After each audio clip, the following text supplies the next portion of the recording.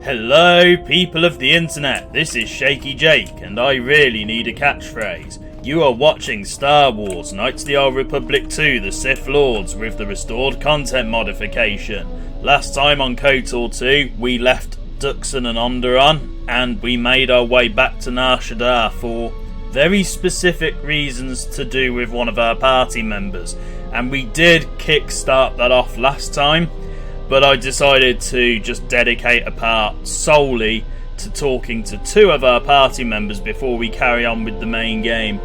And yes, this is going to be a filler episode, but it's a very important one because of the conversations we're going to have with these two characters. Because they're going to become Jedi by the end of it, assuming I've got enough influence with them. And I know I should be going to Korriban now, but I want to get this sorted, plus one other thing, and then probably another thing before we actually go to Korriban. I promise it's going to be sometime in the next part when we actually continue with the main storyline. Anyway, Mira. What do you want now? I wanted to apologise. Whatever, don't worry about it. It's just a sore subject with me. Yeah, I can tell. Still, I'm sorry you lost your family at Malachor. Yeah, well, they're dead. That's how that story ends. But not everybody's story has to end with losing their family or their loved ones. And not all the bounty hunting I do is for criminals or killers. What do you mean? There's a lot of lost people out there, scattered ever since the Mandalorian Wars. And sometimes it's like you can almost hear them. Like an echo, calling out for each other. And maybe, just maybe by finding them, I can start putting the galaxy back together. And that fits in with the theme that many of the characters share in this game, a sense of loss. All things are connected through the Force. From such acts of kindness, great things may come. Maybe. We'll see. I don't even know why I'm telling you this. But you're not getting anything else out of me. Oh, the influence gains will say otherwise. Let's leave it then. And now that I've gained influence, I can talk to Mira a little bit more. There are some questions I wanted to ask. Alright. Right. Let's see if I can talk to her about how she was raised. Were you raised on Nar Shaddaa? Yeah, more or less. I wasn't born there, I just ended up there. And if I'm repeating any conversations from last time, I do apologise. What happened to your family? Well, the war happened. The first one, against the Mandalorians. I had family right up until the end. It's not really a new story, you hear it all over the galaxy. It's what happens after the wars are over that you don't hear much about. They died in the final battle? I think so. After Revan crushed the Mandalorians, planets throughout the Republic were flooded with refugees. I was just one of the others. Me? I got passage to Nar Shaddaa. From there, not much you can do, so I became a bounty hunter. How could you have lost family at Malachor 5? There were no colonies. It was a taboo world to the Mandalorians. Take a guess, Jedi. Only two groups of people would have lost family at Malachor. And Jedi don't have families. Well, that is mostly true. You're a Mandalorian? As much as any slave becomes a Mandalorian. They took prisoners on every world they conquered to bolster their ranks. And they took a lot of worlds. Imagine if Mira was actually a slave who belonged to Kandros before KotOR 1. That would have been interesting, if a bit too convenient. You were a slave? When I was young, yeah. They mostly used me to carry ammo packs and munitions. Toward the end of the war, they needed everyone they could get. They taught me to fight, to hunt, to survive. I was part of their squad, even when I was young. Everyone served as part of the unit, and I felt like I had a place there. After Malachor, it really didn't matter anymore. The Mandalorians lost. Bad. But you know that. I regret the loss of life at Malachor, but there was no choice left. Yeah, I know. I saw the worlds they left behind them during the war. That kind of stays with you, I haven't forgotten it. What happened at Malachor, they probably deserved it. You don't sound too happy about it. Should I be? Maybe I should ask you if you're happy about all the Jedi who died on Malachor 5. Maybe it felt like you lost family there, but I doubt it. They had to be stopped. Yeah, I know. I saw the worlds they left behind them during the war. That kind of stays with you, I haven't forgotten it. What happened at Malachor, they probably deserved it. Right, she's repeating herself now, so let's go. No influence, but hopefully we can still carry on. Yeah, something wrong? I was hoping... No. There were some questions I wanted to ask. Go ahead and ask. Because, you know, that's all I'm doing with you nowadays. Why did you become a bounty hunter? I'm good at finding people, so I used it to make credits. Finding people on Nar Shaddaa seems difficult. Not if you know your target. Usually you get a hollow, a rough description, and then you just sort of listen to it, get a feel for him or her, and start walking. Sounds a bit like a psychologist or a psychiatrist. Walking? This is a little hard to explain, but Nar Shaddaa's got a flow, a life to it. You see all kinds of aliens and life there, and it's got currents. Like sewer pipes? You know your target, you can feel them. Know where they're going to go. And sometimes, you know where they're going to be before they do. I'm good at finding people. Because when they're lost or out of place, it's like something's wrong inside them. And that's why I hunt. Cool. Nothing there. Yeah, something wrong. And I'm going to not ask this Shoot. again because it's just repeating ourselves. Let's see if she'll talk to us about Hanhar. I didn't kill him once. Biggest mistake ever. What do you mean? Do you really want to hear this? Yes, good, we got the influence. Yeah, I'd like to know what happened. Well, Hanhar and me go way back, in the worst possible way. He's from some forest planet on the Outer Rim where Zerka had set up one of their slaving operations. Do you know the name of his homeworld? I don't remember the name. Something with too many K's and Y's. Sounds like you're gargling Ronto spit when you say it. Yeah, I can agree with that. That seems like a stupid question. Everyone knows what a Wookiee is if they're into Star Wars. So he was a slave? Well, not for long. Once off planet, Hanhar escaped from the Zerka slavers, then killed them all. And T3's interrupting the conversation. Why was he wearing those cuffs? I don't know. I always thought he just liked using them as weapons. Sounds like Zerka deserved it. Well, before you get too teary-eyed, Hanhar figured Zerka had the right idea. I don't think he understood the concept of slavery before, at least on the scale that Zerka practiced it. But now he did. You ever hear of Dursan 3, or the ID cluster colonies? Weren't they destroyed? Right. That's because Hanhar happened. He makes what happened to his homeworld look like an exercise in community building. He's not a bounty hunter. He's a slaver. A predator. It's like he's out to enslave or kill every human in the galaxy, like he's trying to settle some huge score or debt. I don't get it, but he's dangerous. Sounds like he had a case of Stockholm Syndrome during that time, and then he kind of crossed over into a different franchise, becoming a predator. Sounds quite good, actually. Who did he work with? Anyone who paid credits.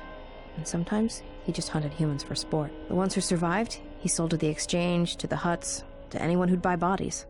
Living or dead. He and Voga used to do big credit transactions. That hut really liked the look of unwrinkled humans for some reason.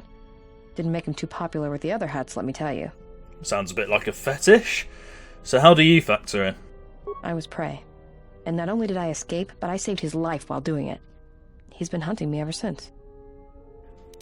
That seems strange, and I am using the mouse to select options now just because I think it might be a bit quieter on the mic.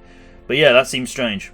I don't pretend to understand it, but among his people, they have these codes of honor. But somewhere along the line, Hanhar's got twisted. His people form these things called life debts. If you save the life of one of them, they pledge themselves to you. That sounds familiar. That doesn't sound too bad. Well, with Hanhar, he can't escape that life debt. It's bred into him. But he hates every other living thing in the galaxy, so pledging himself to someone else, especially a human, was unbearable. So when I saved his life, it was the worst thing I could do. It was like slavery all over again. But it was in his head. It was like it pushed him over the edge. What do you mean? A life debt to Hanhar is a death sentence. He'll hunt you until you're dead. When I saved his life, it meant he had to kill me. And so he kept chasing me in hopes I would die. I think the fact I showed him mercy after hating humans for so long, that was something he couldn't stand. Now, I find this quite cool because the way Mira tells it, Hanhar is the equivalent of an abused animal, and acts and responds to everyone and everything else like an abused animal. So it would be a bit like if you had a dog that was heavily abused throughout life. It would be traumatized, and the way it would respond to other people would also be one of mistrust and not liking humans. Hanha is effectively an abused animal, but if you have Hanha in your party instead of Mira, you can get his side of the story, because from his perspective it would probably be more accurate than the way Mira's telling it. But it's something I find quite interesting. That life debt makes no sense. Yeah, tell me about it. Like I said, I get the impression a life debt's supposed to be a gift, but to Hanhar, it's more like a curse to both people involved. And Hanhar is effectively a dark mirror of Zalbar from the first KotOR, and you can get a sense of how much nicer Zalbar is in comparison to Hanhar, and they're both from the same species. I don't know, I think Obsidian did really well actually trying to make a dark mirror of certain characters from the first game, and the second game does that incredibly well. What if someone else saved his life? Would he try to kill them? Probably. But if he had multiple life debts, especially to humans, Hanhar would probably go mad. He was angry before, sure, but he'd be 10 times worse if that happened. And yeah, I keep accidentally using the keyboard to select these options, so you will hear a bit of noise on my mic. That's why I'm trying to use the mouse. It's just force of habit. I always use the keyboard to select dialogue options normally. Worse? Hanhar's tough. Really tough. And when he loses it, it's like nothing can stop him. I've seen him shrug off blaster bolts, both and stunners, and even survive a freighter crash on Dursan 3. He keeps coming. So he's a curse. Any regrets that he's gone? Oh, I'm glad he's gone. It's like a weight off my shoulders. I don't have to keep watching my back every minute, wondering when he's going to show up. And he always did. It's like he always knew where I was. Well, we already know he's still alive, but any chance that he's still alive? Trust me, if he was still alive, he'd be chasing us even now, waiting to ambush us when we least expect it. And he always shows up at the worst possible time. He was one of the best bounty hunters on Nar Shaddaa. Hanhar never gives up on his prey. Or his life debts. He's a hunter. He's a natural predator. Right, let's go. No influence. Yeah, something wrong? Right. How much more do we need to ask about Mira? Where did you get that rocket launcher out of interest? Made it. It's custom for me, which is a good thing, because I wouldn't want anyone using it against me. I can show you how to make rockets, though, if you'd like. All it requires is a good skill with demolitions. Okay, so that's Mira's unique ability. Anything else you wanted to know? Yes, Go ahead, just one more thing, hopefully. Why don't you kill your targets? I've killed people before, but not if I don't have to. But you don't seem to hold back when you're with me. I know. It's different. I don't know why. Are you okay? I don't know. I haven't killed anyone for a long time. But when I'm around you, suddenly it's like I've always been doing it. It's like a reflex. I don't like it. And I don't know when or why it became so easy. Okay. Shoot. You seem restless. It's all this traveling, being trapped in the ship. Everything's just too quiet. Too quiet? I'd rather be doing something, somewhere with people, activity, some life. Like Nar Shaddaa? Yeah, it's been a while since I've been off planet. Guess I got used to it. How so? Well, Nar Shaddaa may be one of the biggest cesspits in the galaxy, but it's got a life to it. Activity, aliens, people, refugees. It's like noise, but relaxing. Like the hum of a hyperdrive. I'll just get T3 to do the same thing for you. He's doing it right now. Kreia showed me how to listen to Nar Shaddaa once. How all life there is connected, is bound to each other. Actually, no. Let's get influence with Mira as much as possible. So let's agree with her. An interesting way of putting it. It's true. Yeah? Didn't think I'd hear a Jedi ever refer to Nar Shaddaa like that. To use my inner Palpatine. Life has a certain energy about it, especially on Nar Shaddaa. Yeah, right. Save the philosophy for the disciple. He'd eat that stuff up. Maybe one day I'll be able to show you. No thanks. Damn it. But we gained influence, so we can try that again. Kreia showed me how to listen to Nar Shaddaa once. How all life there is connected, and how it's bound to each other. Yeah, well, I wouldn't go that far. I'll believe it when I see it. Maybe one day I'll be able to show you. No thanks. Damn it. How is that not working? Yeah, something... Hold on, I've got an idea. If we actually go to Nar Shaddaa with Mira, that might actually work. There's one potential influence opportunity here. Yeah, something wrong? You seem more comfortable here than on the Ebon Hawk. Feels better to be back here, not cooped up on that ship. Why? Well, Nar Shaddaa may be one of the biggest cesspits in the galaxy, but it's got a life to it. Activity. Aliens, people, refugees. It's like noise, but relaxing. Like the hum of a hyperdrive. An interesting way of putting it. It's true.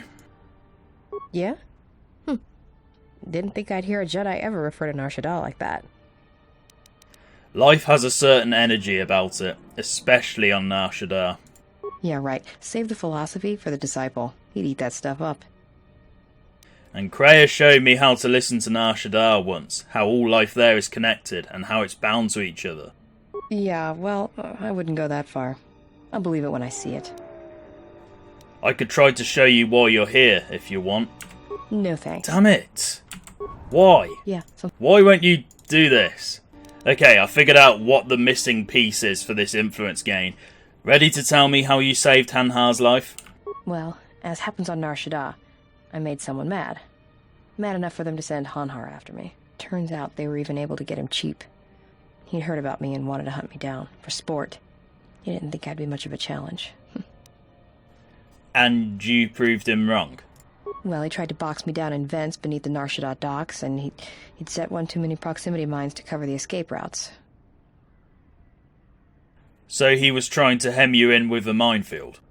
I think he'd hoped to drive me into the mines and then let them do the work. Or that I'd be too scared to try and walk through them. Thing is, I knew Hanhar's supplier, and the trigger signatures for the mines. It was pretty easy to broadcast a signal to blind their sensor receptors for a minute or two. I figured that would buy me enough time to move through them and get away. That's pretty smart. Sending out a jamming signal for proximity mines isn't a simple trick. No, it isn't. I spent most of my childhood hauling mines and munitions. Got to know my way around them. If I hadn't, I wouldn't be here right now.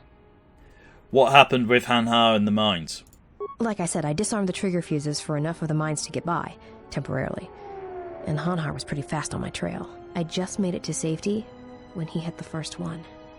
The blast leveled the entire ventilation section, and Hanhar was caught right in the middle, and he survived. Barely. Barely? He was crawling around, blinded from the flash and the plasma burns. And it happened so fast. All the blood had been scabbed and crusted from the flash. I had the drop on him, and even blind, he knew it. He could still hear me. My ears were ringing from the blast, but I could hear him. I think he was begging me to let him live.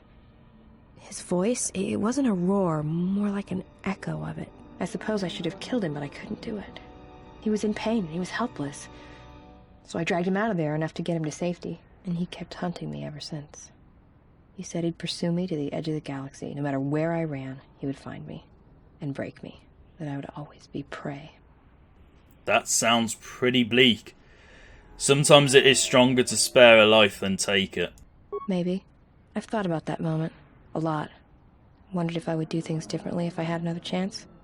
Although, she probably should have just put him down just for his sake more than anybody else's. Never mind. Yes, we gain influence. Hopefully that will be enough to get Mira's quest resolved. Yeah, something wrong? Go ahead, next. Because I'm going to have to do a lot of editing out of all the failed attempts because I forgot to select certain options beforehand. You seem more comfortable here than on the Ebon Hawk. Feels better to be back here, not cooped up on that ship. Why? Well, Nar Shaddaa may be one of the biggest cesspits in the galaxy, but it's got a life to it. Activity. Aliens, people, refugees. It's like noise, but relaxing. Like the hum of a hyperdrive. An interesting way of putting it. It's true. Yeah? Didn't think I'd hear a Jedi ever refer to Nar Shaddaa like that. Life has a certain energy about it, especially on Nar Shaddaa. Yeah, right. Save the philosophy for the disciple. He'd eat that stuff up. Kreia showed me how to listen to Nar Shaddaa once, how all life there is connected and how it's bound to each other. Yeah, well, I wouldn't go that far. I'll believe it when I see it. Take me up on my offer then. I could try to show you why you're here if you want. Alright, prove it. You can show me now if you want. Awesome, good. Alright, I'll take you to the same place Kreia showed me. Follow me. Alright, but I doubt you're going to show me anything I don't already know. And when you show me, don't act like a tourist. It attracts predators. Good, we've finally done that. There's going to be a lot of editing out of all the failed attempts where she was basically all like, no thanks, I don't really care, you don't need to show me anything. And that got really agitating after a while. But now that we can get to where we need to, we can actually turn Mira into a Jedi. Because again, that's this game's favourite thing to do. Convert all of your party members to Jedi apart from 2 or 3. Obviously you can't convert the droids and you can't convert Canderous or Hanha. I think with Hanha you can probably do it with mods though.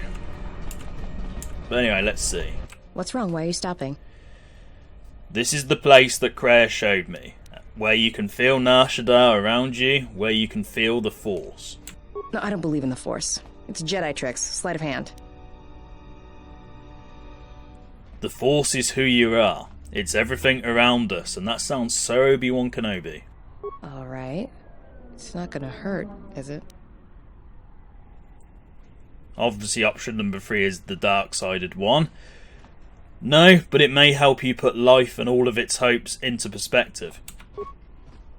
That's more Mira looking drunk than closing her eyes, but okay.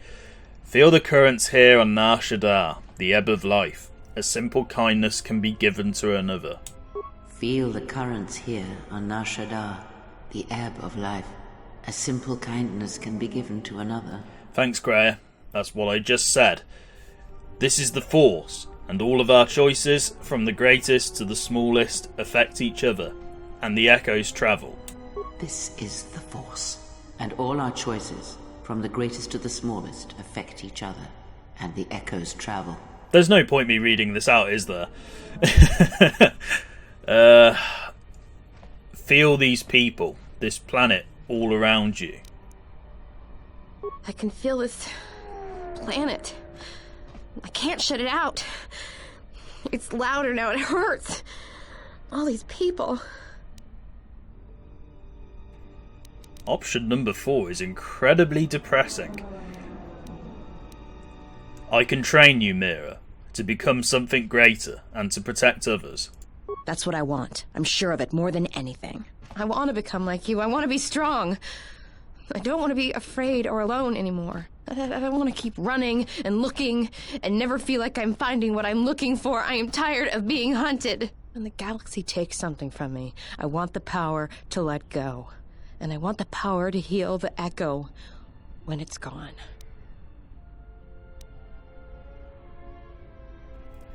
One can live their whole life with such echoes, Mira, but I can teach you to accept them.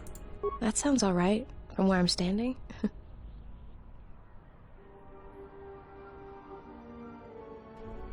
And Mira's now a Jedi Sentinel, so that's awesome. Only one more party member left to convert, and we have all of our party members as Jedi.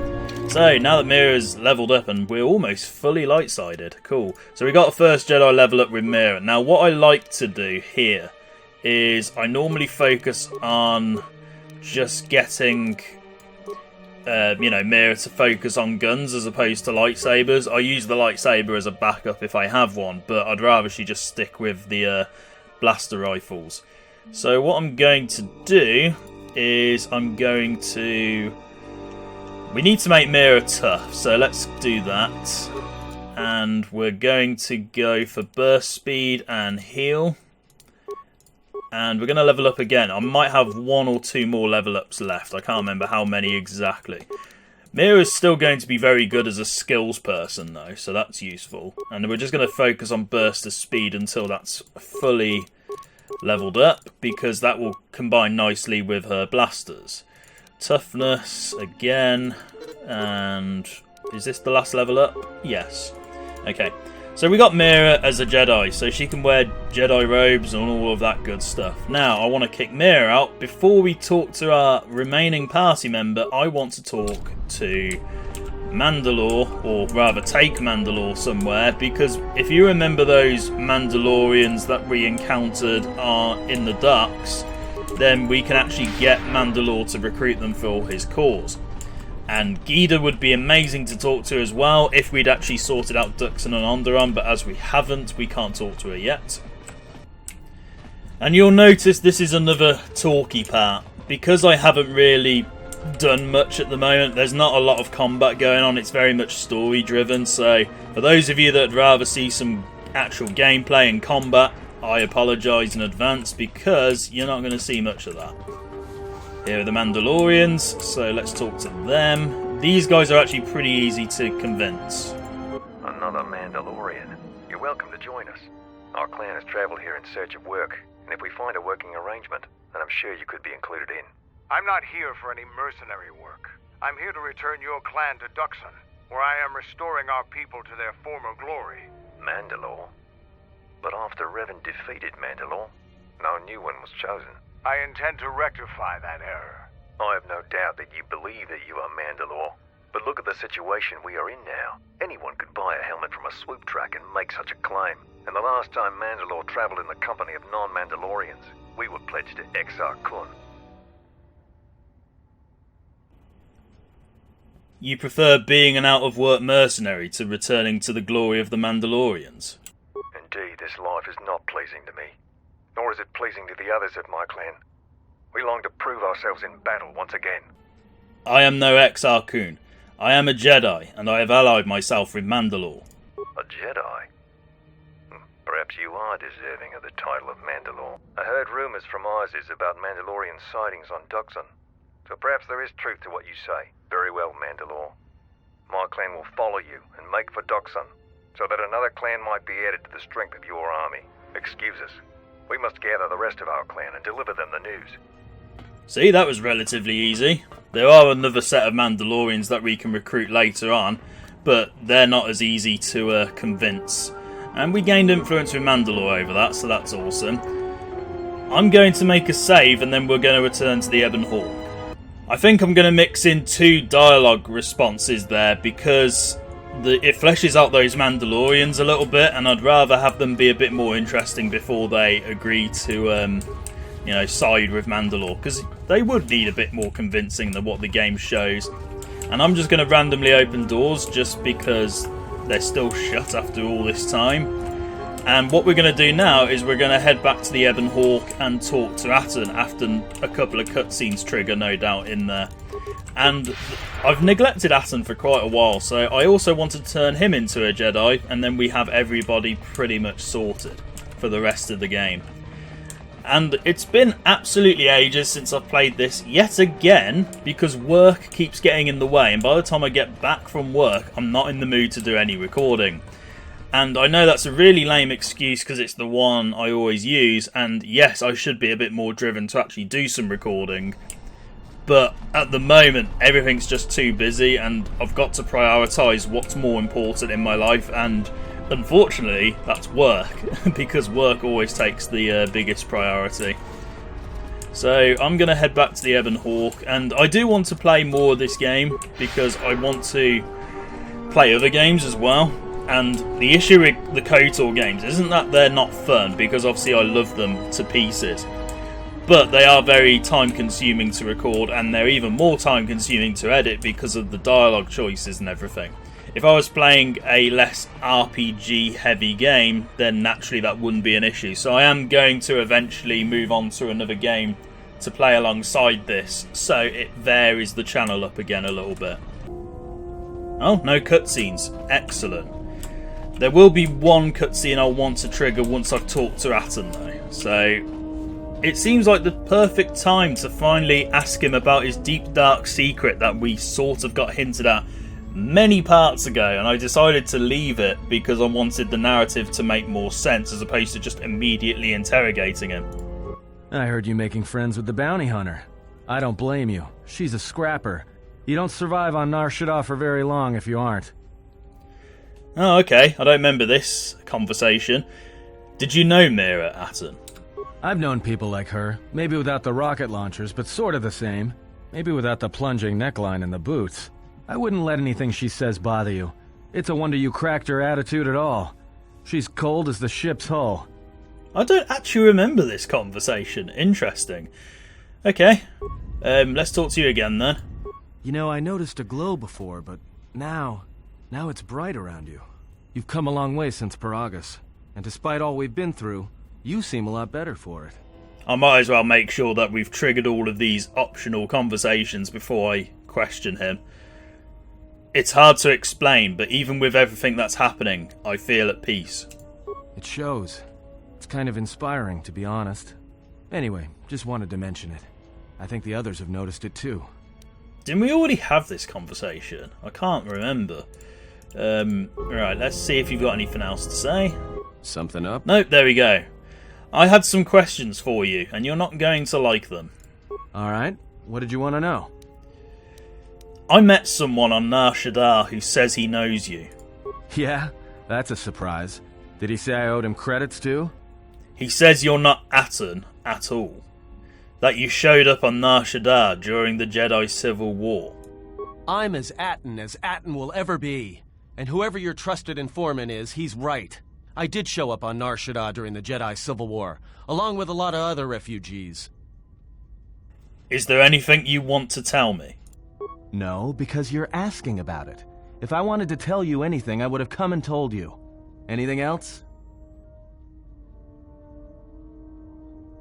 Calm down. I just wanted to know. No harm meant. Is this an interrogation? If so, you're terrible at it, especially for an ex-Jedi, or whatever you are. Why don't you just crawl in my head and try to dig out whatever you're looking for rather than asking about it? If you've got a problem, let's settle it right now. You know what? I helped you get off Paragus. If I hadn't been there, you wouldn't have even gotten off the administration level. I'm trying to help you. I don't know why I'm bothering. To be fair, T3 also deserves a lot of credit for Paragus, but I agree, we wouldn't have got very far without you. You're the ship's pilot after all. Why are you trying to protect me? I don't know. I'm not sure I understand it half the time. I want to know where you were before you arrived on Nar Shaddaa. You know what? Not once have I asked you about the Mandalorian Wars. Not once. I heard about Duxon. Everyone has. I heard about Serico, and I sure as hell know about Malachor 5. What makes you think you've got the right to interrogate me on anything? You've got plenty of lives to answer for. All you Jedi do. That's not strictly true. You have kind of asked Kreia about my past, so don't lie to me, Atton. It's interesting that Atton is bringing up all of this stuff about my past history, because I can imagine from a role-playing and writing perspective, whilst Atton's cooped up in the ship on Duxon, he would actually be looking into me a lot more frequently whilst he's got nothing else to do. I did a lot I wasn't proud of, and I'm sorry for the lives that were lost on both sides. How did you even live with yourself after Malachor? Is that why you went back to the Jedi Council? Hoping they'd kill you? Go on then, let's hear it all. But Jedi don't kill, do they? At least not their prisoners. Maybe you were counting on it when you went back in chains. So you got off easy. You were exiled, brushed under the cargo ramp, another dirty little Jedi secret. I'll tell you, all those Jedi at Malachor, they deserved it. Every last one of them. There must be some reason you believe as you do. Why? Because Jedi lie, and they manipulate, and every act of charity or kindness they do, you can drag it out squirming into the light and see it for what it is. The galaxy doesn't need Jedi arrogance or Jedi hypocrisy anymore. That is why I am no longer a Jedi. The Jedi, the Sith, you don't get it, do you? To the galaxy, they're the same thing. Just men and women with too much power, squabbling over religion while the rest of us burn. At least the Sith are honest about what they're killing for. The Jedi are pacifists, except in times of war. They're teachers, except when it comes to telling their students the truth. And when they save you, it's only so you can suffer more. As much as it pains me to say this because my character's meant to hate the Jedi, you are wrong, Atton. That is not the way of the Jedi. At least it wasn't when I was a Jedi. Whatever, just leave me alone. I don't know why I'm wasting my time with you anyway. I'd like to know about your past, especially if we're travelling together. Well, don't get too attached to me. I don't like it. Are you alright? I don't think we've done one thing you have liked since we have left Paragus. That depends on your perspective. I have this habit. I'm a deserter. It's what I do. Oh, and in case any of you are wondering, this is actually my favourite conversation in the entire game, or one of my favourite conversations in the entire game. This really changed my perspective of Atton as a character the first time I heard it, and it makes him a lot less of an obvious Han Solo clone than you initially expect. You served in the war? Served in both of them. Against the Mandalorians, before and after Revan, and again, when Revan declared war on the Jedi. But why? Because I followed orders. But it was more than that. You were there. You knew how easy it was to hate the Jedi who sat back in the Republic, evaluating the threat, and watched us die against the Mandalorians. Why did you desert? Because you can't believe in the Republic anymore after the Mandalorian Wars. After Revan, nothing was the same. Right after that final battle at Malachor, I was right there with the rest of the defectors, because it was the right thing to do. You took an oath. What you did was a betrayal. No, it wasn't. We needed the Jedi during the Mandalorian Wars, more than anything. The Mandalorians were slaughtering us by the millions. The millions. You were at Serico, when they turned the Starib cities into glass craters.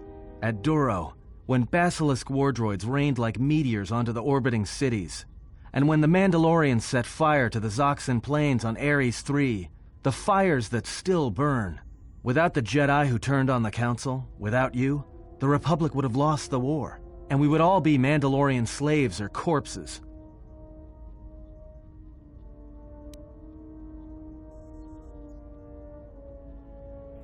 That is no reason to start another war against the Republic and end more lives. We were loyal to Revan.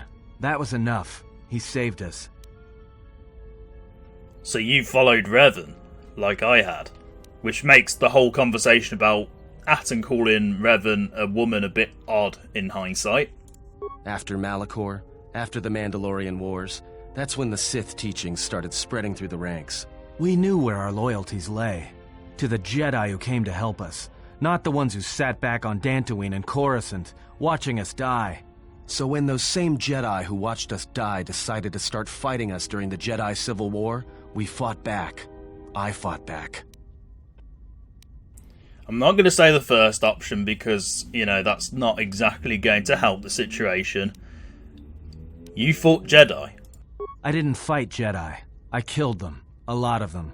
People say killing Jedi is hard. It's not. You just have to be smart about it. No blasters, no getting close to them, no attacking them directly when you can gun down their allies instead. There's ways of gassing them, drugging them, making them lose control, torturing them. I was really good at it. What's worse is that killing them wasn't the best thing. Making them fall. Making them see our side of it. That was the best. How could you have killed Jedi? I taught myself techniques. It's hard for Jedi to sense what you're really thinking if you throw up walls of strong emotions and feelings. Lust, impatience, cowardice. Most Jedi awareness doesn't cruise beyond the surface feelings to see what's deeper. And I was good at that, throwing up walls. And my superiors knew it. Sometimes the Jedi on our side wouldn't even realize I was there. Is that why you act the way you do? Part of it. Maybe it was always me. It's hard to tell sometimes. I haven't known who I am for years. I wasn't the only one. I know you left at the Mandalorian Wars, so you don't know much about what went on behind the scenes in the Jedi Civil War. But Revan understood one thing. The real battle was going to be fought between the Jedi on both sides. That was the only battle that mattered. He was right, and he proved it. Whoever had the most, the strongest Jedi were going to win the Civil War. If Revan couldn't convert Jedi, Revan would kill them. So Revan trained elite Sith units into assassination squads, whose duty was to go out and capture enemy Jedi. I was in one of the special units trained to do this. Capture Jedi, not kill them. Yeah, Revan had plans for all Jedi. I think it was important that the Jedi see his side of things, the Sith teachings. Revan wanted to break them, and then have them join him. That doesn't sound like something one can walk away from. One day, I decided not to do it anymore, so I left. Ended up on Nar Shaddaa, became someone else. So, Atton isn't actually called Atton, but he doesn't actually tell you what his previous name was. I believe it's meant to be Jack, spelt J-A-Q. So, a Star Wars variation on Jack. But I don't know if that's a canon thing from Obsidian, or if that was just a fanon thing that people decided was a thing. I'm not sure, I can't remember. It might have been hidden in the file somewhere, but apparently Atton's meant to be Jack. So, there you go. Why are you telling me this? You're telling a former Jedi that you killed Jedi. Because you've killed Jedi too. Different circumstances, but you have a bigger body count than I ever did. And I've been with you only a short time. Enough to know that as soon as someone signs on with you, they haven't got long to live. You got history, and anyone who travels with you doesn't. And maybe I want somebody to know who I was in case a story needs to be set straight. Maybe you understand. But why did you leave the Sith? Well, there was a woman, a Jedi. She gave her life for mine. Who was she? I never knew her name. She sought me out. She said she had come to save me. She was lying, of course, or I think she was. It doesn't matter. She told enough truth to get my attention. Are you sure she was lying? Maybe she did want to save you. Maybe. It doesn't matter. She knew the right things to say. She said that Revan was doing something terrible to Jedi within the unknown regions. That when we captured Jedi, they were sent to a place designed to break them. And that anyone in his service who showed any ability with the Force was sent there too, to turn them, to break them into dark Jedi, or assassins trained to kill Jedi. She said that's what would happen to me, that I had the Force inside me. That's why I was so good at killing Jedi. And that when the Sith learned of it, there would be no escape, no turning back. I would become an instrument of the dark side, forever. I had heard talk in the ranks, troops vanishing. I knew what she meant, but I didn't believe her, or want to believe her. And again, if you're on the dark side, you can actually use this information against Atton and basically convert him fully to the dark side. It's actually quite interesting if you decide to play it that way. So what did you do? I did what I did with all Jedi. I hurt her. I hurt her a lot.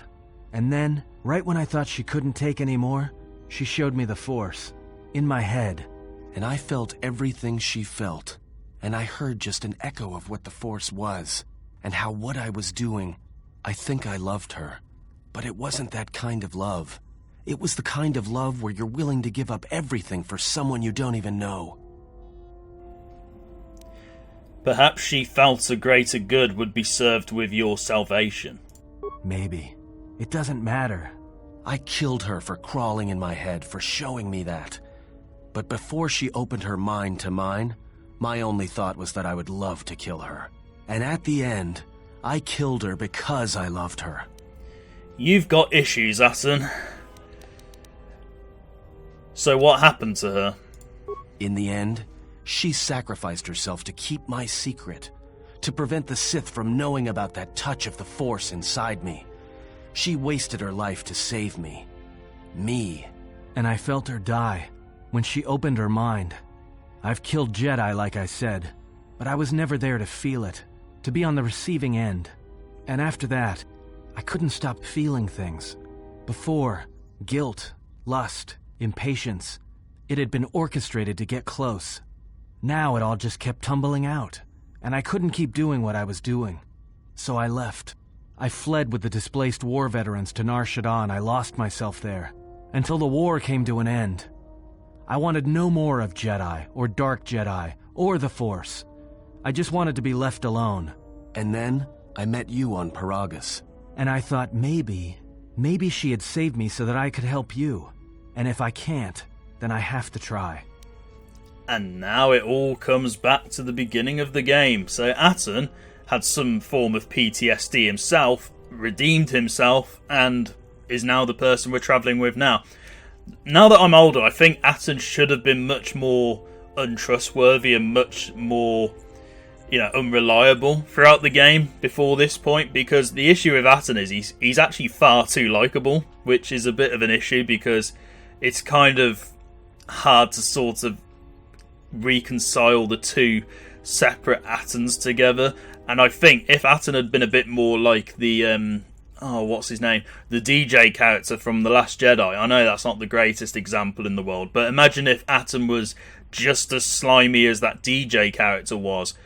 This would have felt even more of a revelation in a sense, because you wouldn't know if Atton was completely trustworthy or not. Because the character is so likeable in Obsidian's script, it's kind of hard to really feel bad about his past and think, oh, he's really evil. I think if he'd always been slightly dodgy from the off, this would have sold it even more for me. But that's just me sort of critiquing some of the writing. I don't know. I mean, I like the Atton character, but maybe he should have been taken in a slightly different direction.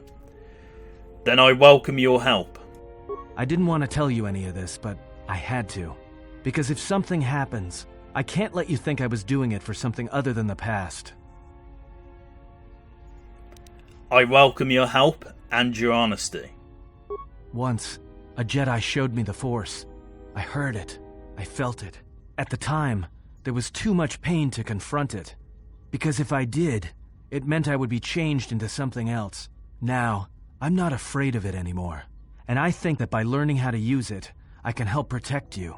Or at least buy you some time when disaster comes screaming in. I want to learn how to use the Force. I want to learn how to use the Force to help you. And then you can go through all that and be like, yeah, I don't want to train you, Atton. No, we're not going to select that. Then I will train you, Atton. What must I do? Is there some ritual, or... Well, seeing as we're on Nar Shaddaa, if you want to jump down that pit, if you survive, you get to become a Force user. Nah, we won't do that. Just close your eyes and open your mind. That's not closing your eyes, Atton. Oh, that is. You must learn to feel it around you. Feel its currents, its entities. It's a good thing Kreia hasn't interrupted this conversation, because I'm sure she's going to have issues with this. Listen to the echo of your thoughts, your heart, separated from war, separated from hate.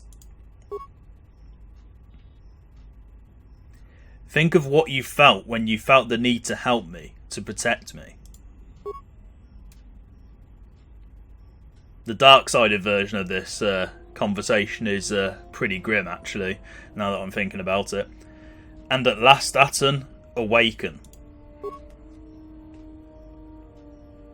The Force awakens! Woo! Okay, so Atton has taken his first steps on the path of a Jedi Sentinel, pretty much like Mira. Right, so there we go. Atton is now a Jedi, and every single party member that we have access to who can become a Jedi are now Jedi.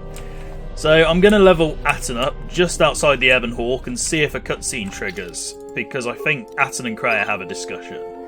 In fact, I'll take Kreia with me for a moment, because I think I need to level her up as well. And also because we're not going to see Kreia for quite a while, so I might as well do it. Oh, she's actually lost quite a bit of health. Oh, me and Atton are both fully light-sided now, and we both have +3 constitution. Excellent. Okay, so I wonder if that means I can actually wear better implants. Right, Kreia, you can level up a few times, because I need you to. Right, Atton, let's focus on you. Dexterity is your recommended, so that makes sense. I'm just trying to think. I might put some in strength just in case I'm starting to use a lightsaber, and that would actually make more sense right now. Because I do intend to have Atton use a lightsaber from time to time. Treat injury, you definitely need. Feats, there we go. Weapons. I'm going to... Man, you really aren't very good with combat, are you? Right, let's give you Master Toughness just to make sure that you're okay there. Heal and Burst of Speed, very much like Mira. And we'll quickly go for... Well, we'll keep doing Treat Injury for a bit. Oh god, if I can actually click things, that would be nice. It's a bit odd that I stopped at level 19. I can't remember if that was because that was the last time I got sneak attack or not, but whatever, it doesn't really matter anyway. This game's pretty generous of how level ups work. Right, we've got Master Critical Strike, so I'm going to start investing in Rapid Shot just to be safe. Right, I think that will be good enough. Yeah, that's absolutely fine. So Atton, do we have a spare lightsaber for you? Oh, we do. Awesome. So now, if we switch weapons, Atton has his own lightsaber. Awesome. So I'm also going to do the same with Mira, because Say the word. I usually give her purple lightsabers, so I'm going to go for this, and we'll go for a short lightsaber. So ignore the fact they're the wrong colours entirely. I'm going to give her purple crystals, assuming I have them. And I just want to check. I think I gave Kreia a lightsaber. Yes, I did. Yeah, I did. Okay. So that means, I believe, everybody who needs a lightsaber has a lightsaber. But we'll double check to be sure. So Disciple and Visas. Oh, Disciple doesn't. Okay. So he can have this, which I normally make green. So you can go. And oh yeah, KotOR doesn't have a lightsaber, does he? Oh, he does. Okay, I think everyone has a lightsaber then. Unless if I didn't give it to Handmaiden. So I'm just going to see if I can use that item, assuming I can find it. Yeah, let's just use Party Swap. Replace KotOR. And yeah, it's Handmaiden who doesn't have a lightsaber. Okay. So what will probably happen is I'll take KotOR's lightsaber off him and give it to Handmaiden, because I'm not going to use KotOR particularly for the rest of the game. So yeah, there we go. Let's go back on the Ebon Hawk and see if another cutscene triggers. And it does! Why are you here? Because I told him everything. Ah, and now you are free? Yeah, so no more threats, no more of your requests. You and me, we're done. Did you ever think I truly held you? You're more of a fool than I thought. What truly held you was you, and let me show you why. I once held the galaxy by the throat, as you once held her by the throat and let her die slowly. And your emotion at that point is what you fear. I wielded power like you cannot imagine. Everything I saw was awash with possibilities, spreading outwards, touching everything else. I saw all of that, all that the Force is. And only when it was ripped from me did I truly see it. And I know what lies buried within you, that you hide with your desperate thoughts, your guilt, your lusts. I can unlock that part of you anytime I wish. It is a simple thing, the human mind. Once it feels something strongly, it becomes etched in the memory, the subconscious. Shall I show you? That part of you that hungered to kill Jedi, that took pleasure from it? Or perhaps you will continue to listen to my counsel, and I shall ignore your pathetic attempts at freedom. Now leave me, murderer. I have nothing further to say to one such as you. Damn, okay. So there we go. That was quite a long part of me talking to party members and making them into Jedi. And I'm going to stop here for now, because we're going to carry on with the main game in the next part, I promise. I might stop off at Dantooine again, just to be sure, because I do want to get those remaining Mandalorians for Canderous. But otherwise, we are going to carry on with the main game and go to Caravan. Thank you very much for watching, and goodbye.